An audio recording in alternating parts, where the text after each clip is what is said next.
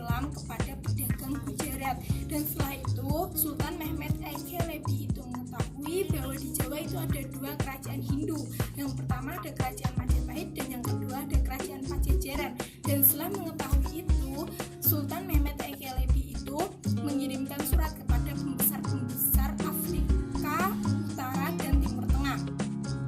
Di dalam suratnya itu berisikan bahwa ulama-ulama Islam yang ada di sana agar dikirimkan ke tanah Jawa. Yang kedua ada strategi dakwah Wali Songo. Jadi pada saat penyebaran agama Islam, Wali Songo itu mempunyai strategi. Di antaranya mereka itu tidak mengusik bagaimana kepercayaan asli di masyarakat tersebut sehingga Islam itu mudah diterima. Jadi pada saat penyebarannya itu melakukan apa itu yang namanya akulturasi.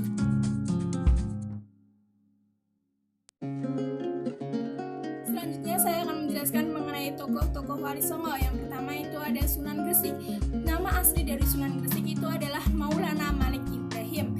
Pada saat itu Sunan Gresik itu mendirikan masjid di desa Pasucian. Dalam berdakwahnya, Sunan Gresik itu menggunakan strategi cara bercocok tanam kepada masyarakat sehingga masyarakat itu tertarik untuk masuk agama Islam. Dan Sunan Gresik sendiri itu wafat pada tahun 1419 di lereng Manyar dekat kota Gresik. Yang kedua itu adalah Sunan Ampel. Nama asli dari Sunan Ampel itu Raden Rahmat. Dalam berdakwah Sunan Ampel itu menggunakan cara yang sangat unik, yang ada moh limo. Yang pertama itu adalah moh main atau tidak mau bermain judi, dan yang kedua itu adalah moh ngombe atau tidak mau minum minuman keras, dan yang ketiga itu adalah moh maleng atau tidak mau mencuri, dan yang keempat itu adalah ada moh madat atau tidak mau mengkonsumsi narkoba, dan yang kelima itu ada moh madon atau tidak mau berzina. Dan beliau itu wafat pada tahun 1481 dan dimakamkan di sebelah Masjid Ampel. Dan yang ketiga itu adalah Sunan Bonang, dan nama asli dari Sunan Bonang yaitu Maulana Maktum Ibrahim.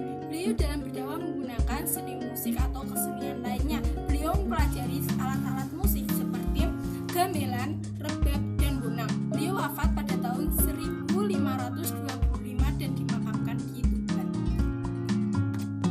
Yang keempat itu ada Sunan Derajat. Nama aslinya yaitu Raden Qasim. Dalam berdakwah beliau itu mengajarkan kedermawanan, kerja keras, dan juga amalan-amalan agama Islam lainnya.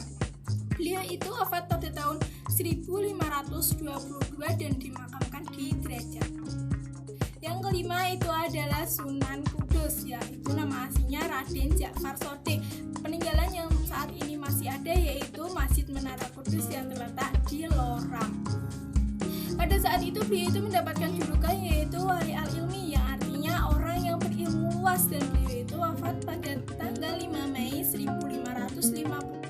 Dan yang keenam itu ada Sunan Giri atau nama aslinya yaitu Raden Paku atau Muhammad Ainul Yakin. Pada saat itu beliau mendirikan pemerintahan mandiri di Kedaten. Pada saat itu pengaruhnya sangat luas yaitu sampai ke Indonesia bagian timur, dan beliau itu wafat pada tahun 1506 dan dimakamkan di Giri Kebumen, Gresik.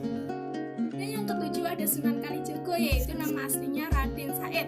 Pada saat itu beliau menggunakan strategi berdakwah dengan menggunakan gamelan, wayang, dan kesenian-kesenian yang diiringi dengan akulturasi. Beliau wafat pada tahun 1586 dan dimakamkan di Desa Kadilangu, Kabupaten Demak. Yang kedelapan itu ada Sunan Muria atau nama aslinya yaitu Raden Umar Said.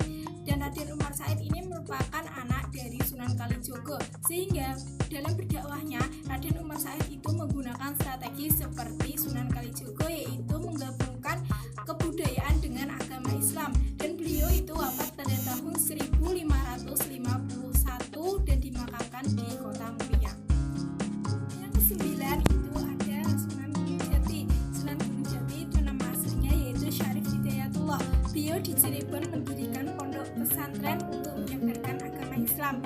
Beliau mendapatkan gelar yaitu Raja Cirebon kedua dengan gelarnya Maulana Jati.